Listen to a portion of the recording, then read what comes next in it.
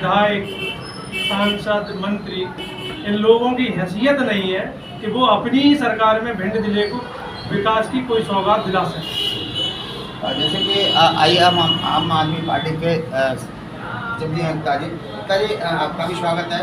आप हमें अवगत कराएं कि जैसे कि भाई साहब ने बताया है कि नरोत्तम मिश्रा जी इस मेडिकल कॉलेज को ले गए वहाँ पर, आप आज आम आदमी पार्टी से क्या आपने इस विषय पर कोई चर्चा की, तो मुद्दा उठाया इस पर आप? बिल्कुल, इस पर हमारी सरकार ने, मध्य प्रदेश सरकार ने, पंकज सिंह जी ने मुख्यमंत्री शिवराज सिंह चौहान को भी लिखित में आवेदन दिया है कि भिंड को मेडिकल कॉलेज मिलना चाहिए, भिंड के अंदर आपका केंद्रीय विद्यालय होना चाहिए, भिंड के अंदर आपका ओवर ब्रिज जो अटे रोड पर है ये भी होना चाहिए।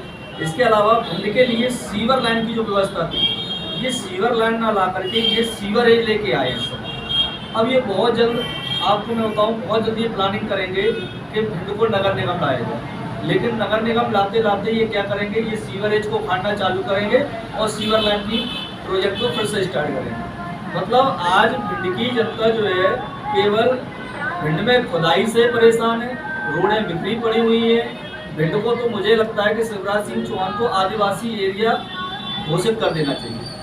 तो इसे आप दोषी किसे माने? नहीं, इसको मैं बिल्कुल, इसको दोनों ही सरकारों को मैं दोषी मानूंगा। इसके लिए कांग्रेस भी दोषी जितनी है उतनी बीजेपी भी दोषी है। आज आप देखें, केंद्र में देखें, आप प्रदेश में देखें, आप अपने भिंड में देखें, आज ऊपर से लेके नीचे तक का पूरा सिस्टम बीजेपी के हाथ में है और पहले कांग्रेस के भी हाथ में रहा है। आज न तो भिंड के अंदर रोजगार की व्यवस्था करा पाए हैं ये, और ना ही आज भिंड को ये विकास की राह पे लेके आ पाए हैं। सबसे पहले जो जरूरत की चीज़ है मैं कहूँगा वो है सबसे पहले एक आर्थिक सुधार। आज की डेट में आर्थिक सुधार नहीं है पब्लिक के बीच में।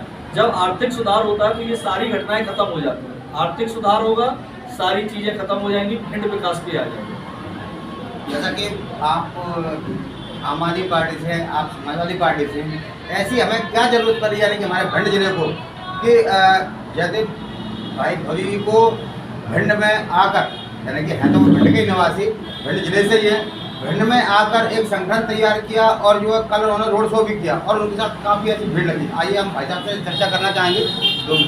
भाई साहब आपका स्वागत है। आप क्षेत्र में घूम रही हैं, लोग जो इस साल कुछ ज़्यादा ही हार्ट अटैक के केस हुए, और हार्ट अटैक के केस में अपने पास लगभग 2 घंटे के अंदर एक अच्छा ट्रीटमेंट मिलना चाहिए। लेकिन यह होता क्या है, एक गांव से कोई मरीज आया हॉस्पिटल में आने के बाद उसको थोड़ा बहुत प्राथमिक उपचार दिया, ग्वालियर भेज दिया। आधे मरीज कोई महंगा में, कोई गोवा जाते जाते खत्म हो जाते हैं। सिर्फ क्या है कि आपका ना डॉक्टर है ना सुविधाएं हैं। सड़क की आ जाए, सड़क नहीं, आप हर बार बोलते हो, कुछ भी बड़ा एक्सीडेंट होता है तभी आगे घोषणा हो जाती है, तभी ये मंत्री वो मंत्री बोल देते हैं हमने ये 4 लाइन बनवा दी, हमने इसके लिए स्वीकृति लेके आए। अरे स्वीकृति तो लेके आई हो, लेकिन बनेगी कब? आज भिंड ग्वालियर आदमी जाने के लिए 10 बार सोचना पड़ता है। एक बाइक सवार जाए तो उसको ये नहीं पता चलता है कि मैं ग्वालियर पहुंचूंगा जिंदा कि नहीं पहुंचूंगा। किसकी गलती है? जनप्रतिनिधियों की गलती है।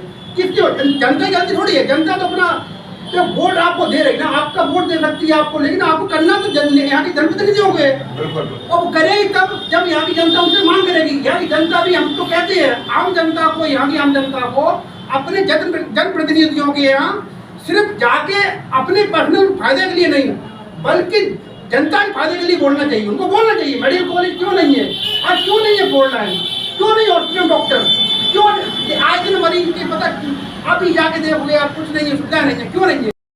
हमारे वरिष्ठ समाज सेवी राजावती से जब आप में अवगत कराएं कि जैसे कि हमारे यहाँ सपा और आम आदमी पार्टी के अध्यक्ष बैठे हुए हैं, सचिव भी बैठे हुए हैं, जैसे भाई जी ने कहा, क्या पार्टियां जो कार्य कर रही हैं जनता के बीच में रहकर, और भिंड को अछूता कहा गया, एक प्रश्न चलेगा, भिंड अछूता हमारा है और आगे भी अभी रहेगा, भिंड विकास में पीछे है, पिछड़ा है, अछूता है, ये आपका प्रश्न है, ये हमारा भी प्रश्न है।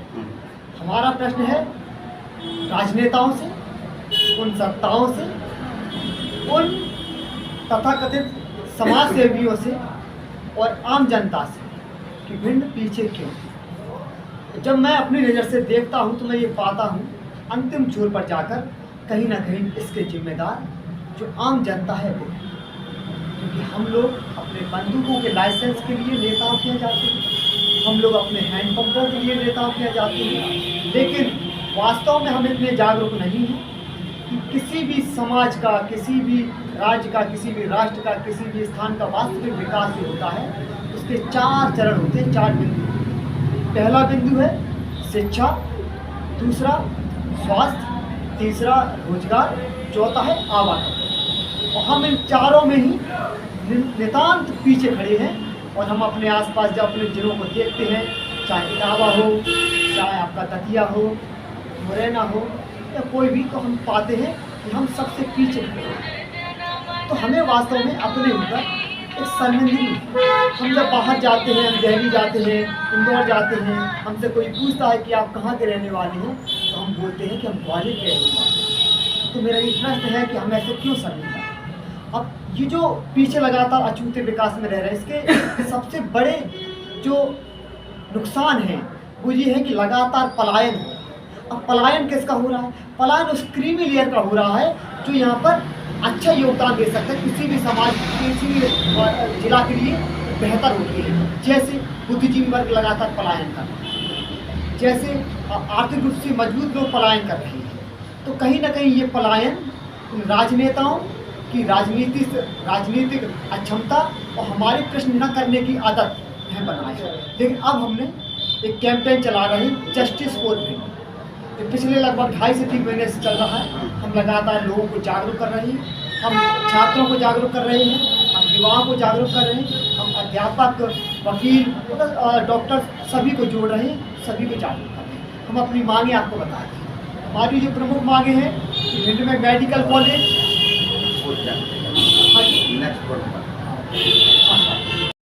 आपकी सिर्फ आपकी हमारी, हम जो है समाजवादी पार्टी के एक मजबूत कार्यकर्ता हैं। समाजवादी पार्टी से मैं विधायक बनूं, ऐसी हमारी विचारधारा है। और समाजवादी पार्टी से यदि जीवन में मैं विधायक बना तो मध्य प्रदेश की विधानसभा आप में बन गए, जी बन गए, आपको घोषणा कर दिया है, आप विधायक बन गए जी, आपकी समाजवादी पार्टी ने आपको आगे बढ़ा दिया। जी। कहीं आपके कांग्रेस या भाजपा में आप तब्दील हो गए, उस समय क्या प्रतिक्रिया आपके साथ करनी चाहिए जनता को? या नहीं, हम इस विचारधारा से बिल्कुल सहमत नहीं है। यदि समाजवादी पार्टी के सिंबल से मैं विधायक बना तो समाजवादी पार्टी की जो विचारधारा है, समाज के आखिरी पायदान पे जो खड़ा व्यक्ति है उसकी मदद करना, ये समाजवादी पार्टी की विचारधारा है। उस विचारधारा को लेकर हम आगे बढ़ाएंगे। और समाजवादी पार्टी में मैं मजबूती से काम कर रहा हूँ 2014 से, और जीवन जब तक मेरा है तब तक समाजवादी पार्टी को नहीं, ऐसा। अच्छा, कल एक आंदोलन हुआ बड़ी में,